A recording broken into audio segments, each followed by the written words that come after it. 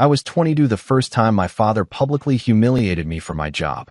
My name's Caleb, and at the time, I was working as a janitor at an office building downtown. Not exactly the dream job, but it was honest work. I took pride in it, too. I liked the quiet of the early mornings, the predictability of the routines, and the simple satisfaction of leaving things cleaner than I found them. I wasn't lazy. I wasn't directionless. I was saving money, slowly, methodically, and planning for something bigger, something no one in my family cared to ask about. But to my father, that job was the punchline to every joke, the mark of failure. My older brother, Mason, was already working at some financial firm by then, wearing suits and flashing his company credit card like it was a badge of honor.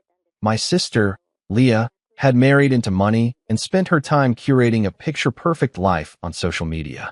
They were the golden children, shiny, spotless, exactly the kind of people my dad liked to toast in front of company. That Thanksgiving was the first time I realized just how invisible I was to my own family. It was the usual big, extended gathering at my parents' house. Turkey roasting, kids screaming, wine flowing, and adults laughing louder than necessary.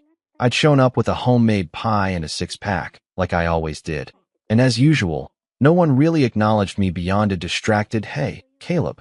Dinner was loud and chaotic, the way it always was, with my dad holding court at the head of the table like he was some kind of emperor. He'd always liked having an audience. And of course, he loved his little speeches. Every holiday, he'd raise his glass and toast to something. Family, health, the good old days. But this time, he went off script. To the kids who made something of themselves, he said, grinning at Mason and Leah. To hard work that actually leads somewhere. And to never ending up cleaning toilets for a living. I remember the pause after he said it. The way everyone chuckled nervously, glanced at me, then quickly looked away. Mason smirked and clinked his glass with Dad's. Leah pretended not to hear, but her husband let out a snort and muttered something under his breath. I didn't say anything. I didn't even finish my food. I stood up, quietly, left the pie on the counter, and walked out the front door. Nobody followed me. Nobody called. Not that night. Not the next day. That moment stuck with me like a shard of glass buried too deep to pull out. It wasn't just what he said, it was the way he said it. Like I was a disappointment he had to laugh off to make himself feel better. Like my life, my choices, my path were just garbage to be swept under the rug. But what they didn't know, what they never bothered to ask, was that the janitor job was never supposed to be the whole story. I had been working nights while taking online business courses. I was learning everything I could about commercial real estate, maintenance, building codes, contracts, zoning laws. Every paycheck I earned from scrubbing toilets and mopping floors went into a savings account that I treated like sacred ground. I had a goal, a timeline, a vision. I wasn't going to be a janitor forever. I just didn't feel the need to broadcast it. Over the years, I showed up to fewer and fewer family gatherings. The invites started feeling more like formalities anyway, mass texts with no warmth behind them. And I didn't mind. I was busy building something real. I bought my first small office building at 26. It was a rundown property near the industrial edge of town. Leaky pipes, outdated wiring, the whole 9 yards. But I fixed it. I managed to clean up myself. I put in new systems, got it up to code, brought in tenants, and within a year, I was already seeing a return. It wasn't glamorous, but it was mine. By the time I was 30, I owned 3 buildings and had just started my own property management company. I had a team, contractors I trusted, a lawyer on retainer, and a portfolio that was growing faster than I'd ever imagined. I still dressed simply. I didn't post about it. I wasn't trying to prove anything, but I never forgot that Thanksgiving toast. Not once. It wasn't until a couple years later that I saw him again in person. Not at a family event, not at another holiday dinner, but sitting outside my office building, in the rain, in a wrinkled shirt, holding a manila folder in his lap like it contained the last scraps of his dignity. At first, I didn't recognize him. He'd aged badly. His hair was thinner, his posture hunched. The man who used to fill a room with his voice now looked small. He didn't see me approach, just kept staring at the glass doors like he was unsure if he should even go in. When he finally did look up, our eyes met. And the look on his face? It said everything. He knew. But before I say what he wanted, before I explain how it got to that point, you need to understand just how deep the rift in our family ran. How my father's ego, his pride, His need to humiliate and control tore through the years like a slow, burning fuse. Because that Thanksgiving toast was just the beginning. The real fallout started after that. One choice, one snub, one insult at a time, until it all came crumbling down. I didn't stop speaking to my family altogether after that Thanksgiving toast, but something in me shifted. I became quieter, more guarded. Phone calls felt more like obligations than conversations. I kept them short, polite, distant. My siblings didn't notice. My dad certainly didn't. And my mom, well, she never challenged him on anything. She had perfected the art of looking away. Over the next couple of years, the pattern only hardened. Every family gathering followed the same script. Mason would talk about his latest promotion or his new client bonuses, and Dad would nod with pride, throwing out lines like, "That's how you build a future," or, "Now that's a man with direction." Leah would flash photos of her kids in private school uniforms, her husband chiming in with stories about ski trips and backyard renovations. They'd all talk over each other like they were auditioning for the spotlight. And me? I'd just sit there, sipping water, answering direct questions with as few words as possible, waiting for an excuse to leave. The real breaking point didn't come all at once. It started with little things, tiny, cutting remarks Dad couldn't help but throw my way. "Still mopping floors, Caleb? You know, if you'd followed Mason's lead, you'd have a corner office by now. Don't worry, we all bloom in our own way. Some just take longer." He never asked what I was doing with my time. Never asked how my buildings were doing, or how my tenants were, or how I'd gone from one property to 3. And I never told him. It wasn't out of pride, it was out of exhaustion. Why share with people who only hear what they want to? Mom would try to smooth things over with tight smiles and weak chuckles, offering me extra pie or asking if I needed leftovers, as if that somehow made up for being treated like the family footnote. I might have let it all slide forever, honestly. I'd been conditioned since I was a teenager to just take the jabs, nod, and swallow my anger. But then came Leah's birthday dinner. She was turning 35, and her husband rented out a private dining room at one of those restaurants with more adjectives than ingredients on the menu. Everyone was dressed to impress. Leah in a gold-wrapped dress, Mason in a navy suit. Even Mom and Dad looked polished, like they were prepping for a photo shoot. I wore a clean button-down and slacks. Nothing flashy, just enough to look respectable. I wasn't interested in pretending. I wasn't there to perform. I had barely sat down when Dad gave me the once-over and smirked. "Didn't have time to change after work?" he asked, loud enough for the whole table to hear. I smiled tightly. "I don't mop floors anymore, Dad." Mason laughed into his wine. "What? You got promoted to head custodian?" I ignored it. I didn't want to give them the satisfaction. But Leah was always sharper than she let on. "So what do you actually do, Caleb?" she asked sweetly, cutting her steak with surgical precision. "You're always so mysterious. You come and go, never post anything, don't show up to half the family stuff." I shrugged. "I've been busy." "Doing what?" Mason pressed. "I mean, it's fine if you're just keeping it simple. Not everyone wants the stress of a real career." And that's when Dad chimed in again, this time lifting his glass. "To Caleb," he said, the smirk returning. The most consistent one in the family. Still grounded. Still humble. Still underemployed. Everyone laughed. Even Mom, though she looked uncomfortable. It was like they couldn't help themselves. Like bullying me had become tradition. I stood up. Not dramatically. Just calmly. I looked at each of them in turn, and for the first time in years, I said exactly what I was thinking. "You know what's funny? You all talk so much, but none of you ever ask questions you actually want answers to." That shut them up. For a moment, at least. "I own 3 commercial properties," I continued. "I manage them myself. I built a company from the ground up with no loans, no help, and no handouts. I didn't tell you because I didn't need your approval, and I sure as hell didn't want your advice." I left my napkin on the table and walked out before anyone could speak. No yelling, no dramatics, just quiet, clean detachment. For a week, I didn't hear from any of them. Then I got a text from Mom. "Maybe don't cause scenes at your sister's dinner." It was supposed to be a celebration. That was all she said. No apology, no acknowledgement. Just another slap wrapped in fake concern. So I stopped replying. Stopped showing up.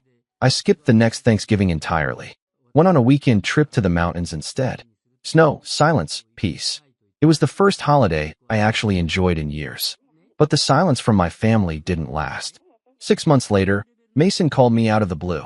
"Hey," he said, sounding unusually stiff. "I was wondering if you could meet for lunch. Somewhere quiet." I was suspicious immediately. Mason never wanted anything that didn't benefit him. "What's going on?" I asked. "It's about Dad," he said. He didn't want me to say anything, but he got let go. Company restructuring. He's having trouble finding new work. I blinked. That man had been bragging about his job security since I was a kid. "So," I said, "he's struggling, man. Mom's worried. He's not talking to anyone. Just sits around the house all day. He's applied to places, but no bites. It's been months." I could hear the hesitation in Mason's voice, the careful way he was building up to something. "He saw your name on a building downtown," he finally said. "One of your tenants mentioned you in passing." He was surprised. "And then he asked me if I thought you were hiring." I said nothing. "Look," Mason said, "I'm not saying you owe him anything, but maybe just talk to him. Even if it's not a job, maybe a reference or something. He's proud, okay? But he's scared too. I've never seen him like this." I agreed to meet. Not because I felt obligated, but because I wanted to look the man in the eye and see if he'd say it, to see if he could swallow even a fraction of his pride. That's how we ended up back at the start of this story. My father, sitting outside my office building, in the rain, holding a folder full of resumes for jobs he never thought he'd need. But before I tell you what happened when I let him in, what he said, and how I responded, you need to know what came before that. Because right after I walked out of Leah's birthday dinner, the real betrayal hadn't even happened yet. That came 2 weeks later, when I got a call from my property manager about a maintenance issue at my newest building, an issue that didn't make sense. A leaky pipe, a busted lock, a broken HVAC unit, all in 1 week. Things that had just been inspected, things that shouldn't have failed. And then a call from my bank, asking if I'd authorized a series of refund requests and canceled payments from one of my business accounts. I hadn't. Which led me to check the internal admin software we used for building operations, which led me to see who had logged in remotely, which led me to one very unexpected email address, an old family email address, one Dad used to have when he helped Mason set up a small investment site years ago. Somehow, some way, he had gotten into my business systems, accessed enough to sabotage the operations. And when I traced the IP, there was no mistake. It came from my parents' house. And that's when the story really changed. I didn't sleep the night I confirmed the sabotage came from my parents' house. I just sat there in the dark, staring at my laptop, the pale glow of the screen painting the walls with a cold, sterile light. The email address, the IP trace, the system logs, it was all right there. My father had not only disrespected me for years, not only belittled every choice I'd made, but now he'd actively tried to ruin what I built. At first, I didn't want to believe it. I went back and forth with myself. Maybe it was a mistake. Maybe it was Mason. Maybe the IP was spoofed. Maybe someone else used the network. I was grasping at anything that would let me avoid the truth. But deep down, I knew. It made too much sense. The timing, the precision, the way everything had hit at once, like dominoes falling. My father didn't understand much about modern systems, but he wasn't dumb. He was a man who'd once managed an entire department, ran audits, handled accounts. He knew how to mess with logistics. He'd just never used that knowledge against me before. Until now. I tried to confront it rationally. I took screenshots. I documented the timestamps. I pulled security camera footage from the offices to show who hadn't been there when the maintenance requests were logged or accounts accessed. I built a quiet case, not for a lawsuit, at least not yet, but for myself, to confirm that I wasn't imagining things, that the betrayal was real. But even knowing the facts didn't make it hurt less. I was hollow for weeks. Went through the motions, nodded through meetings, signed papers without reading them twice. My assistant, Lila, noticed first. She kept asking if I was okay, offering to take things off my plate, but I just told her I was tired. She didn't press. She was good like that. Knew how to give space without leaving me alone. The real blow didn't come from the sabotage itself. It came when I finally drove to my parents' house and walked in unannounced. Mom was in the kitchen, frosting cupcakes. Like it was any other Tuesday. She blinked at me, surprised, but smiled. "Caleb, sweetie, you didn't say you were stopping by. Want coffee?" "Where's Dad?" I asked flatly. Her smile faded. He's in the garage." "What?" I didn't answer. I just walked past her, through the living room, past the old pictures of Mason's graduation and Leah's wedding. There were no pictures of me on the walls. When I opened the garage door, he was sitting at the workbench, sorting through a box of old tools like he was waiting for someone to need him. He looked up, startled, and his face stiffened. "Didn't expect to see you here," he said. I held up the folder I'd brought with me. Inside were the printouts of the logs, the traces, the screenshots. I handed them to him in silence. He took one look and scoffed. "You came all the way here for this?" he asked. I waited. He set the papers down on the bench, like they bored him. "So what if I looked into your little business? Thought maybe if you were serious about growing, you could use some structure. Your systems are a mess, Caleb. You're running it like a janitor." My mouth went dry. "You accessed my accounts. You triggered false work orders. You tried to tank client confidence." He shrugged. "I was testing your setup. You're the one who's always so sensitive." I stared at him, disbelief flooding every cell in my body. "You really think this is your version of help? I think you've spent too long thinking small. I thought if you saw where the cracks were, you'd wake up and finally let someone with experience help you run things." I laughed, not because it was funny, but because it was so insane, so self-righteous. That laughter was the only thing between me and screaming. "You didn't help. You sabotaged. You humiliated me in front of the family. And now you break into my systems, and you call it help." "I built a career from scratch, Caleb," he snapped. "I know how to run an operation. You just lucked into some property and suddenly think you're a mogul." "Lucked into?" I whispered. He stood up, towering over the bench now, his eyes flashing. "You're not special, son. You're just bitter because your brother passed you by. You always have been." I didn't respond. I didn't argue. I just turned around, walked out of the house, got in my car, and drove away. That was the last time I spoke to my father face-to-face for almost 2 years. I wish I could say I bounced back quickly, that I channeled my rage into fuel and built an empire. But that's not what happened. For the first time since I was 17, I seriously considered quitting, selling the buildings, walking away, finding something quieter, smaller, something that wouldn't make me a target in my own family, something that wouldn't make me question every choice I'd ever made. But I didn't. Because 2 weeks after that confrontation, one of my longest tenured tenants, a pediatric clinic, called me personally. The HVAC unit we thought had been wrecked by the sabotage, I'd paid to replace it quickly. No drama, no delays, just did the job. And the clinic director wanted me to know how much she appreciated it. "You're one of the best building owners we've worked with," she told me. "The last guy ignored everything. You're always present. You care." And something about that stuck with me. I cared, even when no one else did. Even when my family mocked me, ignored me, tried to tear me down, I cared. About my work, about my tenants, about the spaces I was building and maintaining. That meant something. I poured myself into the business. Not with anger, with intention. I upgraded security systems, hired an IT consultant to review every vulnerability. I rebuilt the backend with layered permissions and two-factor authentication, updated the tenant portal, and created new SOPs for maintenance teams. I cleaned house, top to bottom. Then I expanded, bought a 4th property, then a 5th, opened a co-working space in an abandoned mid-rise, hired a small team of local contractors full-time, gave them benefits, holiday pay, and real respect, something most landlords never even considered. I didn't just want to grow. I wanted to build something that didn't rely on smoke and mirrors. Something real. I started mentoring a few young people too, mostly folks like me who work night shifts and save pennies, trying to figure out how to climb. I didn't broadcast it, but I made space for them, answered emails, took calls, showed them what I'd learned the hard way. And slowly, quietly, the weight started to lift. I stopped checking my family's social media, stopped comparing my milestones to Mason's vacations or Leah's curated perfect life. I unfollowed them, muted the group chats, and carved out a life that made sense to me. The buildings became more than just real estate. They became symbols of what I'd survived, what I'd outgrown. And every lease signed, every tenant retained, every system improved. It all felt like reclaiming a little more of myself. But the past has a way of circling back. And 2 winters later, it did.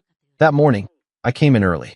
The sky was gray, soft flurries falling outside the large glass windows of the downtown office building I'd bought 6 months earlier. The coffee machine sputtered to life in the break room. I was reviewing new leasing agreements when Lila poked her head in. "Hey," she said, hesitant. "There's someone outside. Said he's here about a job." I looked up, confused. A walk-in? She nodded. But, Caleb, it's your father. I froze. Then stood, walked to the lobby windows. And there he was. Same man.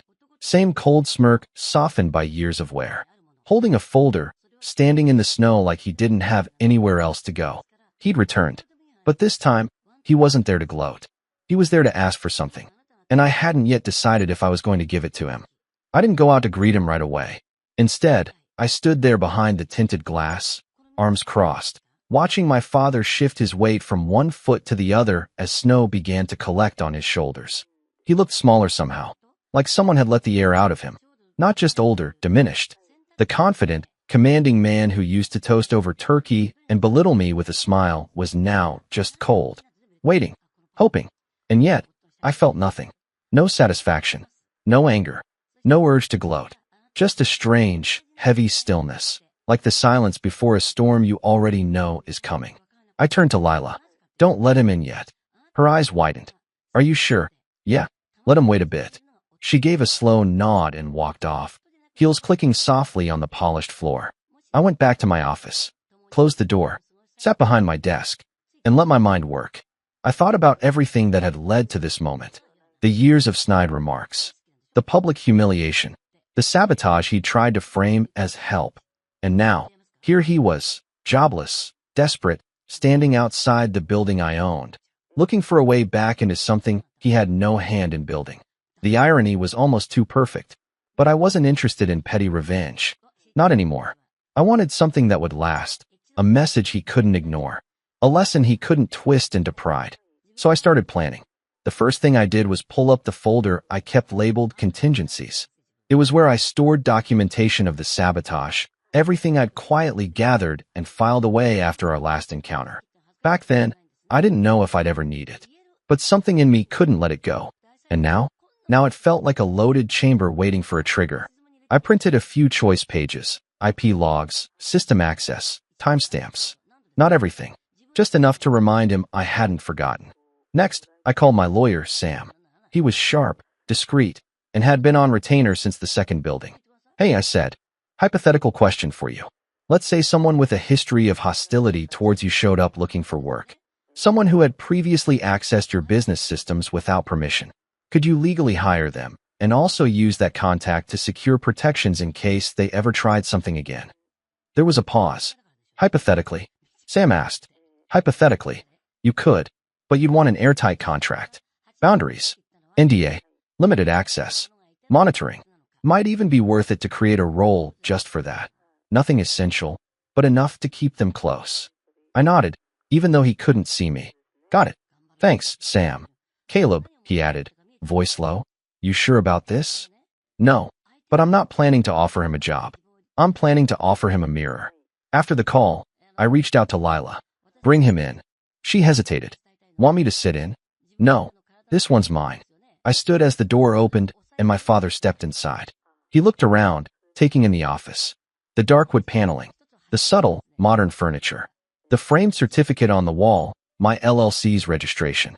He lingered on it a moment longer than necessary. Then our eyes met. Caleb, he said, voice scratchy. Thanks for seeing me. I gestured to the chair across from me.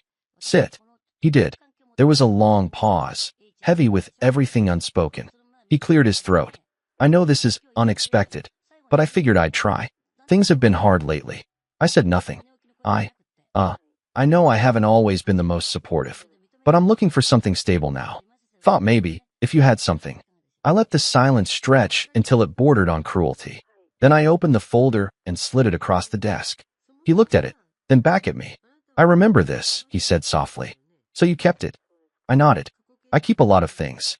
He didn't open it, just rested his hands on top. I was wrong, he admitted. About a lot.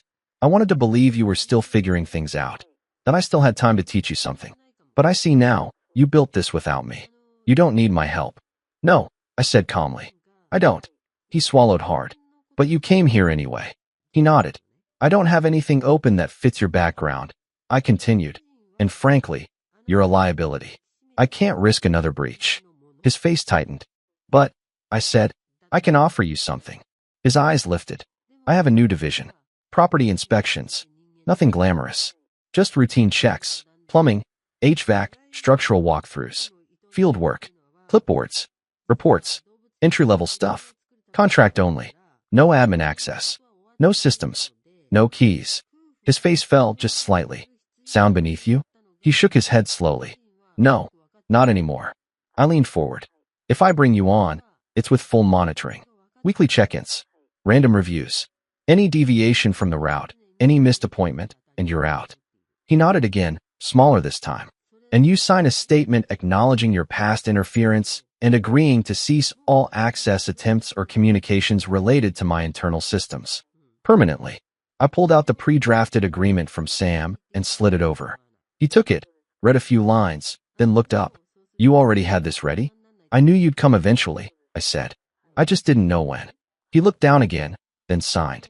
When he handed it back, I didn't smile, didn't shake his hand. I simply stood. Lila will give you your schedule. You start Monday. He rose too, eyes searching mine for something, gratitude, maybe, forgiveness. But I wasn't offering that. Not yet. As he turned to leave, I added, one more thing. He looked back. This doesn't change the past. You may be working under me now, but don't mistake that for acceptance. He nodded slowly, then walked out. I sat back down, heart pounding, not with anger, but with a strange, calm clarity. This wasn't revenge. This was reclamation. But it wasn't over yet, because I wasn't just planning to keep him close. I was going to show him, day by day, building by building, exactly what I had built, what he dismissed, what he tried to break, and what could never be taken from me again. I didn't want an apology. I wanted him to see the truth and live with it. Every single day. He showed up on time that first Monday. Gray jacket, stiff posture, the folder I'd given him tucked under his arm like a schoolboy's homework. Lila handed him the checklist, explained the system, showed him how to scan QR codes posted in each mechanical room and maintenance corridor to verify that he'd completed his inspections. He didn't say much that day, just nodded, listened, wrote everything down. It was strange, seeing him like that, subdued, compliant, quiet. Not once did he comment on the office layout. Not once did he suggest improvements. The man who once dominated every room with his presence now barely made a sound. But I knew him too well. That silence wasn't humility. It was shame. And the real revenge? That came slowly. Every building he was assigned to, every clipboard he carried, was a reminder that he didn't own the empire. He was a part-time field tech on a probationary contract. He was no longer the voice at the head of the table. He was the man who reported to his son. The man who once made a Thanksgiving toast mocking janitors was now, by every stretch of the imagination, doing janitor-level work, and under strict surveillance at that. The system I put in place didn't leave room for excuses. Every entry point had a camera. Every QR scan recorded a timestamp. Every tenant could leave feedback. And I made sure his schedule included the very building he once drove past and mocked me for, that dump downtown, he used to call it. The one I had flipped into a co-working hub now full of freelancers, startups, and 2 local newsrooms. A building where, once a week, he now had to check the boiler room, wipe dust off the ceiling grates, and log airflow reports. I never humiliated him in public. I never raised my voice. I didn't have to. I let the silence speak. I let routine be the punishment, the new normal. But the real fallout, the one that cracked his pride into pieces, came from the rest of the family. Because I didn't just stop at hiring him. I updated my will. I made a donation to the private school Leah's kids attended, under my company's name. And I offered Mason's firm a property management contract for one of my satellite buildings on the outskirts of town. When the paperwork came in, he read the owner's name and called me immediately. Wait, you own this place? He asked. Since last quarter, I replied. He paused. Why offer me the contract? Because I believe in giving people opportunities, I said, with a calm he couldn't argue with. You're trying to make a point. No, I said. You made the point for me years ago. I'm just letting it echo. He didn't respond after that. But over the next few months, word spread, quietly, subtly. The family group chats got quieter. The holidays became more awkward. Nobody toasted anything anymore. And at the next Thanksgiving, for the first time in over a decade, I hosted dinner. Not because I missed the noise, or the rituals, or the empty compliments, but because I wanted to change the story. The table was long, set with dark green napkins and gold-accented plates. Lila helped organize the caterer. A few of my close friends came, along with their families. Mason showed up alone. His wife had a thing.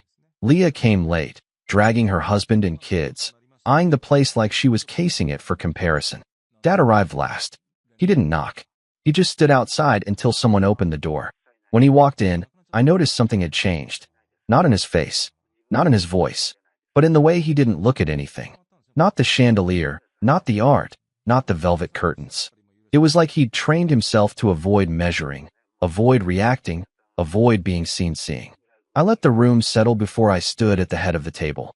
Everyone turned to me, and I raised my glass. To old roles, I said. The ones we outgrow. A few chuckled. Some looked uncomfortable. Dad said nothing. I continued. To new beginnings. Earned, not handed. Leah looked down at her plate. Mason cleared his throat. To the people who build quietly, I added. To the ones who were underestimated. Dismissed. Ignored. Now the silence was thick. And to the ones who learn, sometimes too late, who the real builders were all along. I clinked my glass gently against the one in front of me, then took a sip. Nobody said a word. After dinner, while the others made polite conversation or hovered around the dessert table, Dad stepped out onto the back patio. I followed. He didn't look at me. I don't know what you want from me, he said quietly. I come to work. I don't complain. I stay out of your way. I don't want anything, I replied. Not from you. He looked down at his hands. They were shaking slightly. I'd never seen them do that before. I'm sorry, he said. Not loud. Not rehearsed. Not even fully formed. But it was real. And I nodded. Okay. We stood there for a while, just breathing in the cold air. He didn't ask for more. I didn't offer. But when he came to work that Monday, he was 15 minutes early. And he stayed late. Months passed. Then a year. His contract ended, but I extended it. Slightly better pay, same role. He never asked for more. Never overstepped. Something in him had settled. Not submission exactly, just reality. And over time, the tension eased. We never became close. Never had long father-son talks or played catch-up. But one day, I saw him pause in the lobby of one of my buildings, look up at the company logo on the wall, and nod to himself. It was barely a gesture, but it was enough. He knew. And the final piece of revenge was that I no longer needed it. The power he held over me for decades, his approval, his recognition, his validation, was gone. I had taken it back, not by force, but by becoming undeniable. My revenge wasn't in making him suffer. It was in making him see. And he did, every single day, until the end. And the last words he ever spoke to me were these. You built something I couldn't even imagine.